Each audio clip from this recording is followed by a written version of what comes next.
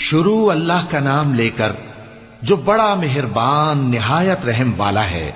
ہم نے نوح کو ان کی قوم کی طرف بھیجا کہ پیشتر اس کے کہ ان پر درد دینے والا عذاب واقع ہو اپنی قوم کو خبردار کر دو۔ انہوں نے کہا کہ بھائیو، میں تم کو کھلے طور پر خبردار کرتا ہوں کہ اللہ کی عبادت کرو اور اس سے ڈرو اور میرا کہا مانو، وہ تمہارے گناہ بخش دے گا اور موت کے وقت مقرر تک تم کو مہلت عطا کرے گا۔ جب اللہ کا مقرر کیا ہوا وقت آ جاتا ہے تو تاخیر نہیں کی جاتی، کاش تم جانتے ہوتے۔ جب لوگوں نے نہ مانا تو نوح نے اللہ سے عرض کی کہ پروردگار، میں اپنی قوم کو رات دن بلاتا رہا لیکن میرے بلانے سے وہ اور زیادہ گریز کرتے رہے۔